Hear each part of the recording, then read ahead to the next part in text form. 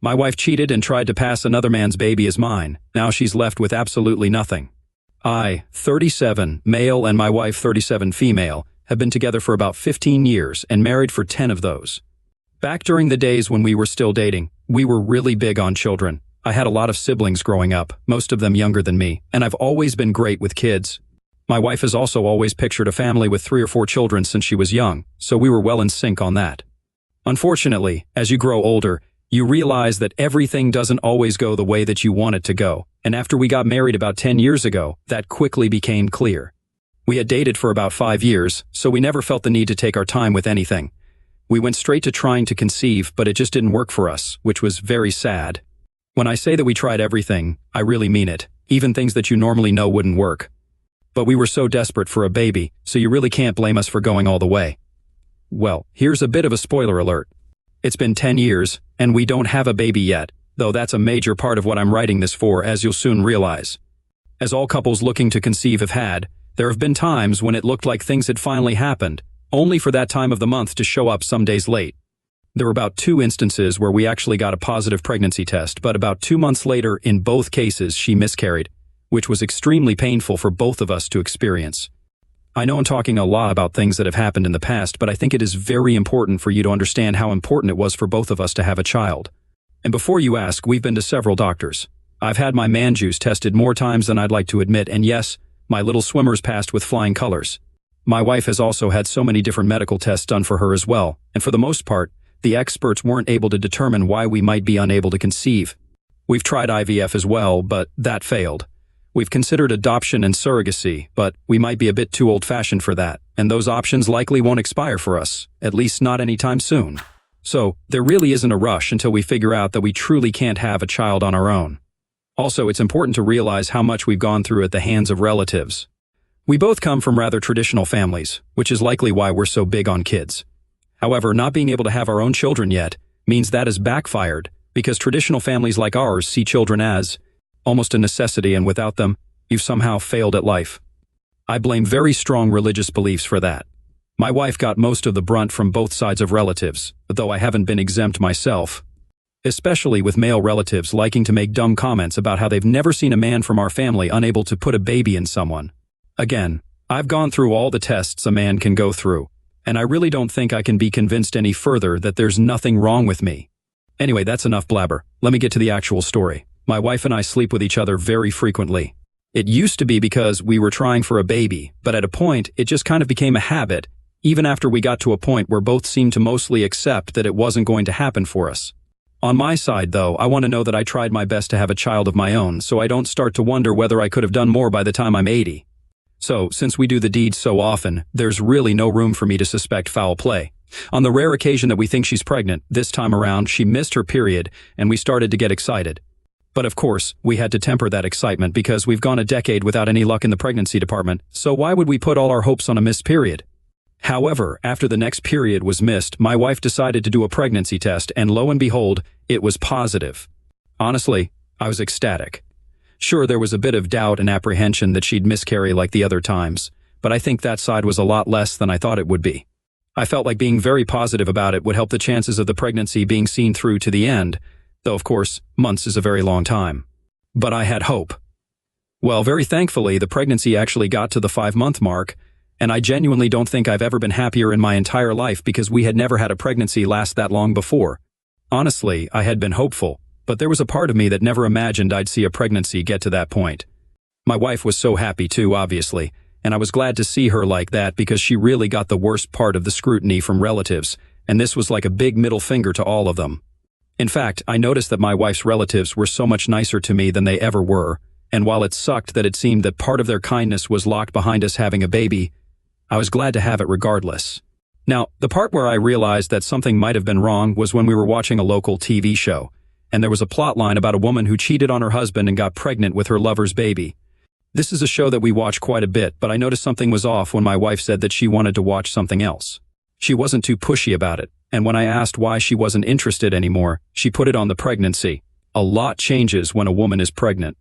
So, honestly, I wasn't too suspicious about it. I eventually switched to another program and she seemed to be more settled at that point, but for the rest of the night she was acting odd, and I noticed her shooting me glances. But apart from that, I didn't dwell on it too much. I think it became evident that I had to figure things out when my wife and I were watching TV on either a few days after that. I remember it was a weekend, and the exact same episode of that show came on as a rerun. Her reaction was very similar. She suddenly didn't feel like watching it anymore, and that was when I realized that I might have to get to the bottom of things. I asked her if she was okay, and she said that she was, again citing the pregnancy as the reason for her wanting to watch something else. That time around, I didn't notice any odd behavior, though maybe I simply wasn't as observant the second time. I was really overthinking things at that point. The day after, which was just a few days ago, I spoke to one of my good friends about the whole situation, and he was the one that made me see that it could be potentially a case of my wife feeling uncomfortable with what had happened in the TV episode because that's what she was guilty of. Honestly, it sounded very ridiculous to me, but the more he spoke, the more it started to make sense. The thing is, I didn't want to accept what he was saying because that would potentially mean that what is supposed to be the happiest moment of my life is about to turn into a whole case of treachery and infidelity, and I really don't know if I can deal with that. Honestly, I'll admit that part of me doesn't even want to dive into this to potentially find the answers, because I'm afraid that what I find could devastate me. And after waiting for so long for a child, I'm not really sure whether I could take that if it were to happen. So that's what brings me here. I've tried my best to drop all the details I can about the situation.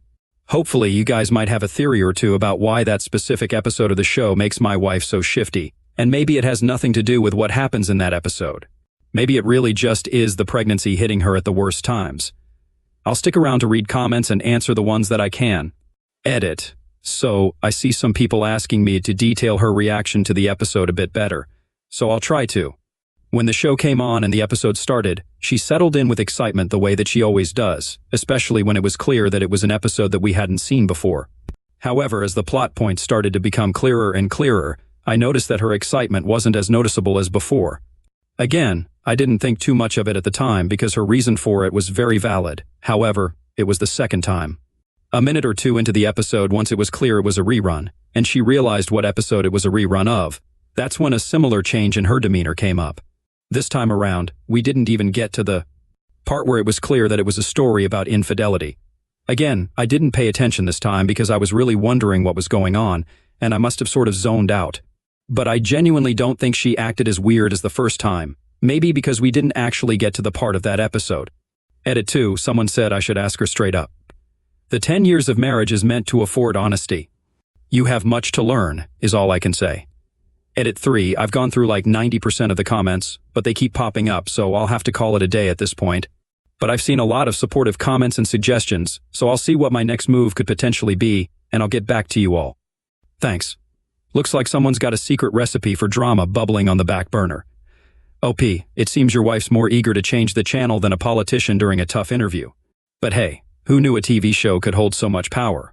It's like she's trying to avoid the guilty pleasure of watching her own life unfold on screen. I mean, forget reality TV, your living room is the real hotspot for suspense and plot twists. Maybe she's just trying to keep her life's masterpiece under wraps. Cue the dramatic music because this is shaping up to be one heck of a cliffhanger. Update 2. This isn't the kind of update I was looking to give, but I think it's only right that I let you all know how things went. There's a lot of good advice in the comments of my first post, and I was really ready to sculpt a plan from some of the suggestions that were made. But my emotions ultimately got the better of me, and everything fell apart. Honestly, considering the paternity of a child I've desired for over a decade is on the line, I really don't think you can blame me for that. At least I hope you don't. So, the idea that I was hoping to go for was to find a chance to look through her messages by borrowing her MacBook. I would also be able to look at her social media, and I knew her laptop would be a better bet if I needed more time than her phone. I was trying to figure out how to make an excuse for why I couldn't use my own laptop, but honestly, I didn't get a chance to get that far. My wife and I have usually been truthful to each other, and all the emotional stress I was going through, overthinking the situation, made me finally ask her straight up. Looking back, I realize how utterly stupid that was, and I keep beating myself up over it, but the way my mind was back then, I just needed to get the weight off and find the truth. So yes, I asked her straight up. I think the way it came out of my mouth was something like, why were things different this time? We didn't do anything different, so why did it work this time? I know the test said there was nothing wrong with me, but I've been overthinking whether the baby is mine. Needless to say, she flipped out. I started trying to calm her down because I was very concerned about her fury and how it might affect the baby. But obviously, I had just accused her of cheating on me and trying to pass someone else's baby off as mine, so even I can say her reaction was justified. I feel like complete crap every time I replay how things went. Honestly, it was very unpleasant. Eventually, she calmed down, but she told me that I couldn't stay at home that day.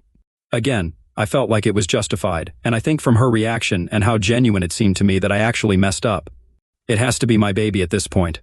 I really hope that I'll be able to get her to forgive me. There's only one thing that makes me feel a bit uncertain, though. As I was grabbing a few things I'd need to spend the night somewhere else, I heard her on the phone talking to someone in hushed tones.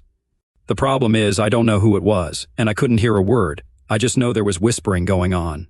By the time I went back to the room she was in, she wasn't on the call anymore.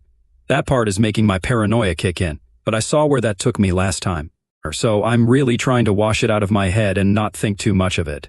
Honestly, this happened 2 days ago. This is my second night out of the house, and I decided that I might as well write this all here as a way of letting my emotions escape. I'm looking forward to what you all have to say about the situation, though I'm afraid your input may eventually lead to even more overthinking. I can handle it though, I hope. Let it rip, pending whenever my wife will let me back home. Edit. This is what I was afraid of. Someone said that her anger was simply good acting and maybe being kicked out of the house is a ploy for my pregnant wife to move her lover in for a few days and roam around. I don't know why, but I think that is very unlikely, well, the move-in part at least, because now I'm overthinking whether she's now more openly engaging with him since I'm nowhere around. The situation isn't fun. Edit 2. Okay, so the general consensus is that her episode of rage doesn't necessarily mean that she's innocent. Apparently, I'm too trusting though. She's my wife, so I should trust her to some degree, right? I do see the point everyone is making. I had a cheating partner when I was much younger, and gaslighting comes easy to them. So I think I'm going to agree that I was too quick to accept her anger as the answer that I was looking for. Edit 3, so this might be a bit of a longer edit, but it should be the last one for now. I'm back at home, though it took a total of 4 days for me to be let back in. I'm back now, though, and that's what matters. There was a whole period of awkwardness, but things sort of got back to normal relatively quickly. Almost as soon as they did, I decided to use my brain this time and keep my emotions under wraps. I decided to go through with the laptop plan that I had, and I actually got her to hand the laptop to me, apparently with no suspicion. The problem is, I found nothing. There wasn't a single suspicious person in her messages, and trust me, I went deep through the messages of the people who were unfamiliar to me.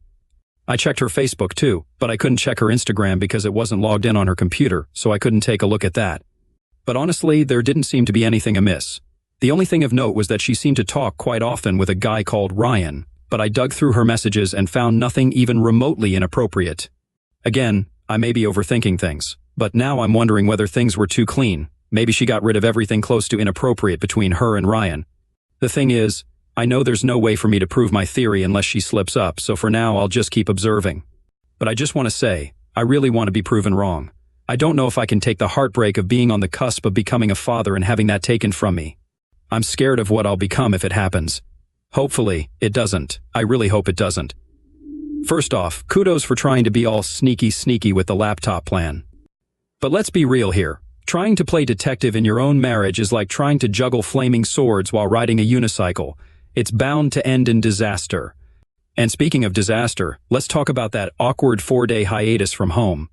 I'm guessing it felt less like a romantic getaway and more like an extended episode of Survivor Marriage Edition.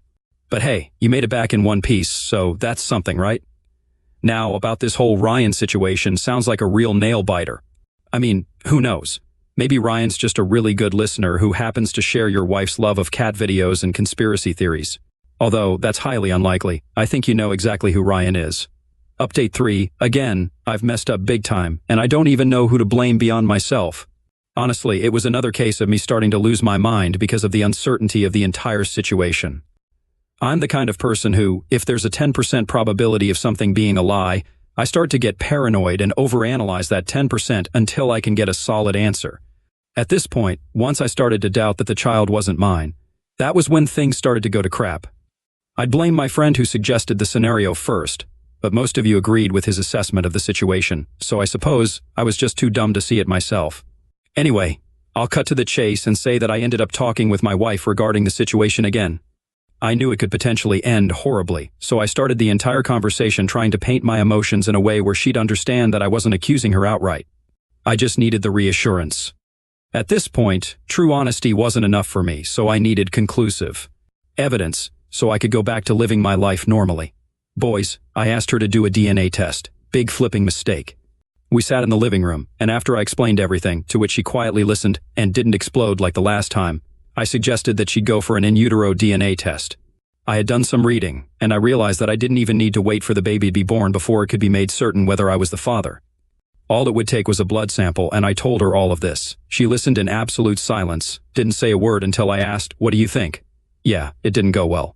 She simply stood up without a word and went into our bedroom. From the sound of things, I knew that she was packing clothes. A DNA test is probably never going to be an easy thing for a man to ask a woman to get. I don't know whether there's a trick to it, but I suppose a happy marriage might be shaken heavily by a paternity test request. I get it, but I wish she understood where I was coming from too. I simply needed to be reassured. It seemed like the only way to stop me from going crazy because I was about to have my first child after waiting for so freaking long, and the sudden success had me so concerned. I know how stupid it sounds, and how unfair it is on her, because that means that there was no way to get what I really wanted after so long that I wouldn't have been suspicious of her. Maybe things just finally clicked and all the stars were aligned right, but I still needed the reassurance. I know it makes me an insecure guy, I've told myself that already. She eventually left the house. I tried to stop her, but she just wordlessly held a hand in my face, and I just let her go. I felt so defeated because even an idiot could have told you that this wouldn't end well. But it was such an impulsive thing. Anyway, she's walked out on me, and she's not picking up my phone calls. It's been a week already. I've been able to speak to her sister, who she's currently living with, so I know she's fine, and I know where she is. Her entire family hates me now and has spent every brief opportunity since cursing me out. The part that hurts the most is that I'm finally about to have a baby, and I've soured the entire thing. She told me that she wants a divorce over text, and I haven't had the guts to reply to it. I'm in no rush to pursue that, and I doubt I'm going to be served at any point before the baby is born. Because that's the last thing you want to waste money on with a baby on the way. So yeah, if you were hoping for an update where I came out justified and validated, having realized she was cheating on me with her fitness instructor, this isn't one of those stories. All I can really say as the moral of the story is to think before you do rash things like I did, or maybe try and find other means to find the truth. When I didn't see anything on her phone, I should have known there was nothing to be found. That's it for me. I mean, asking for a DNA test is like bringing a sledgehammer to a game of Jenga. Sure, you might get some answers, but you're also guaranteed to bring the whole dang tower crashing down.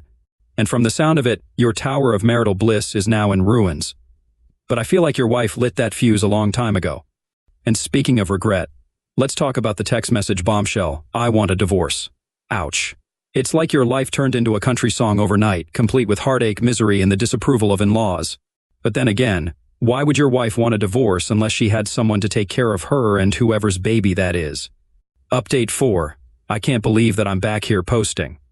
It has been about a year since my last update. I came here with a story about finally conceiving with my wife after trying for over 10 years. I basically accused her of cheating because I felt like some minute signs were pointing to infidelity, and I overthought my way into a separation.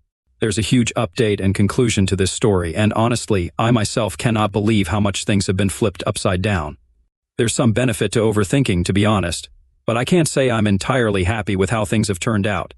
Here it is. My wife and I remained separated until the baby was born. It was very bittersweet for me because I was so overjoyed to finally have my baby in my arms. But I knew that custody would soon start being a problem because that divorce was eventually going to come. I also hated the fact that I always wanted to give my child an amazing, wholesome family, but things were going to be split from the very start. That part felt like crap.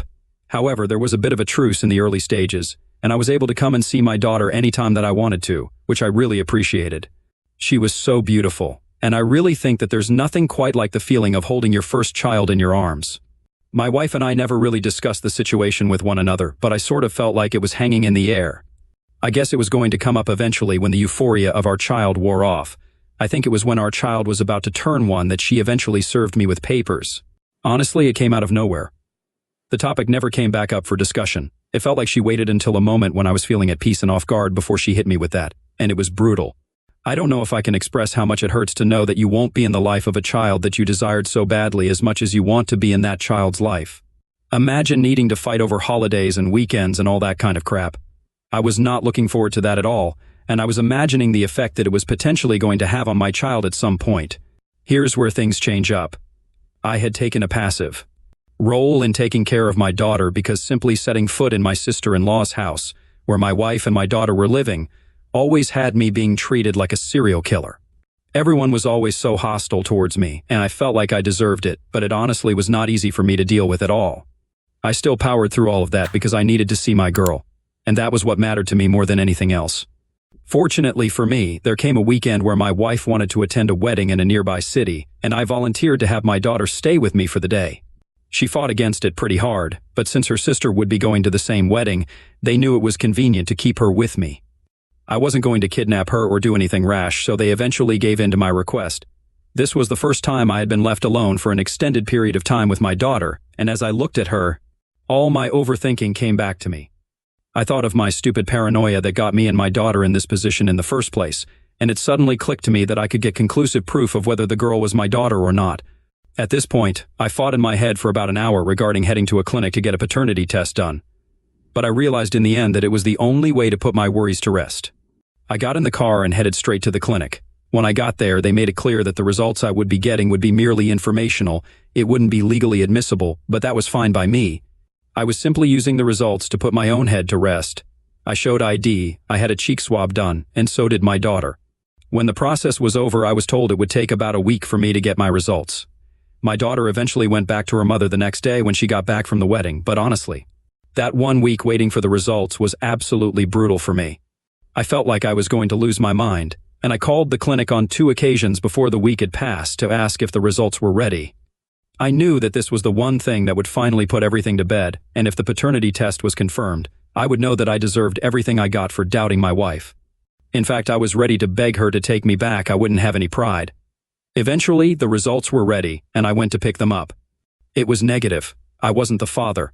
It's hard for me to express the way I felt holding that paper in my hands. I was awake, but it was like my body stopped working. I couldn't react in any way. I was processing very complex emotions because, think of it like this. I realized that all the victimization that I had gone through was unjust. I was right all along. I had reasons to be suspicious, as weak as they might have been. But did the strength of my suspicion matter when I was right in the end? I had been gaslighted. My in-laws treated me like a villain. I had played a sideline role in my daughter's first year of life. But that's when it hit me.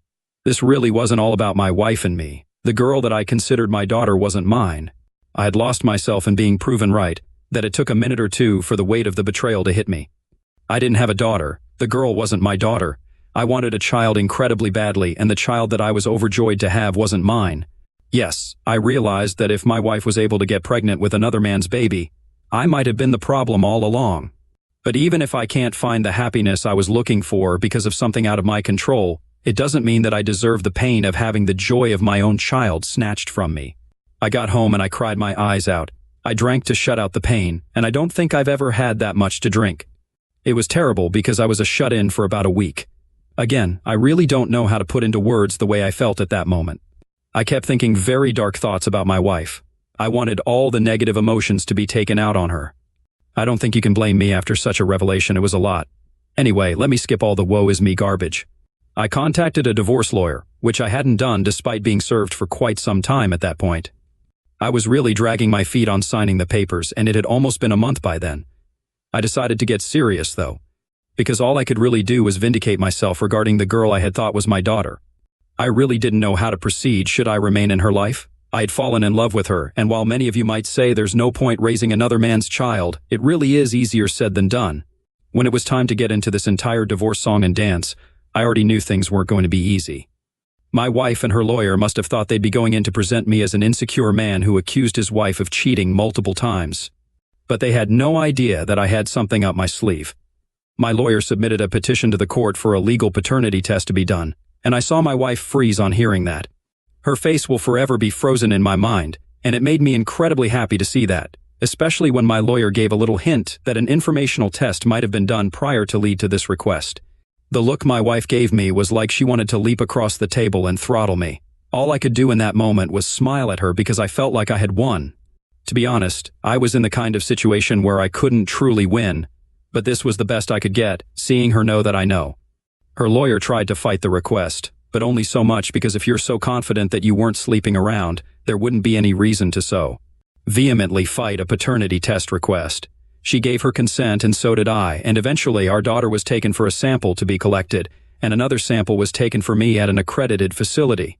Needless to say, it was the same. I wasn't the father. It hurt almost as much as the first time because I had secretly hoped that test was going to show something different. She literally could not meet my eyes after that point. After everything, all the gaslighting, I was made to feel like a crappy partner for accusing her of infidelity. And maybe I am for that, but I was clearly very right too. The entire divorce was to follow up on her gaslighting, and probably to cover up her tracks. Well, it was going to come anyway with this revelation, so I guess the head start didn't hurt. There was more than enough text messages from me showing how she had nearly made me lose my mind, calling me crazy and insulting me for accusing her of such. I had the texts from all of my in-laws too. I was turned into some kind of pariah, but now it was clear that I didn't deserve to go through all of that. The judgment at the end of everything? Absolutely nothing for her. The judge was very sympathetic and said that if the child had been mine, he likely would have awarded at least child support. But I had no legal responsibility for that, and he couldn't do anything that would seem to potentially reward her sleazy behavior. I was tempted to let her keep the car that she had. That was in my name, but I really couldn't do that, not after everything. She had family, they'd support her. But this was a woman that had no house, no car to her name, nothing substantial in the form of finances. Now she had a baby too. Things were suddenly a lot less cushy than they had been some years ago. As for the girl I thought was my daughter, she wasn't 2 years old by the time everything concluded. And it wasn't a decision I took lightly, but I had to let her go. It hurt like hell, and it still does, thinking of how I was betrayed into finally thinking that I had a child I desired so much. But I realized that her remaining in my life would be a constant reminder of that pain, even if I chose to adopt her as my own. I know there might be a lot of people who disagree with me doing this, but the child's real father is out there somewhere, and hopefully, he'll step up to the plate. I've never figured out who she had the child with. I kind of assume it was the Ryan guy I saw her texting with, but I can never be sure, and I am eager to close that chapter of my life. Once the divorce was finalized, I made sure to send an image of the paternity test to every single person who knew my ex-wife closely. And I added a very tasteful text message for all of the in-laws who had come for my throat. Honestly, I'm glad that everything is over now. I don't feel like I really won, but I'm glad to come out on the other end of everything, having proven myself right. I didn't have to live a life that was a lie, and perhaps I can find someone who will be a lot better for me in the end. Who knows? There is the satisfaction of knowing that my ex-wife will basically be starting her life from square one. But I think she deserves that. In fact, I think she's getting off mildly. I wish there was more pain for her, but there's a kid in the mix now, and as much as I want to detach from her, I don't want her to get caught in the middle of things. But anyway, a big thank you to everyone for sticking around. I'm glad to be at the end of this journey, and all I can say is to always trust your gut. When something seems off, it isn't really worth it when you feel like you might be right and you beat yourself up over it. I'm glad I followed my gut because I finally feel free now, and it's the first time I've felt just a little bit good in a long time. After a year of emotional gymnastics, you finally get the DNA test results you've been sweating bullets over, and what do you find? Surprise, surprise, you're not the father. Not content with just dropping the paternity bombshell, you decide to go full-on avenger of the betrayed mode. You unleash the fury of 1,000 scorned lovers upon your ex-wife and her unsuspecting in-laws, serving up those DNA test results like a piping hot dish of revenge. Ah, you've gotta love it. But hey, at least you can rest easy knowing you finally proved yourself right, because nothing says victory like being vindicated in the eyes of your ex's entire social circle. Am I right? Here's to trusting your gut, even when it leads you down the darkest, most twisted paths imaginable. Cheers, buddy. You've earned it. Sorry for your luck, OP. What do you make of this? Let us know below, and thank you for joining us today. Be sure to like and subscribe and hit the notification bell so you don't miss out on our next video. See you next time.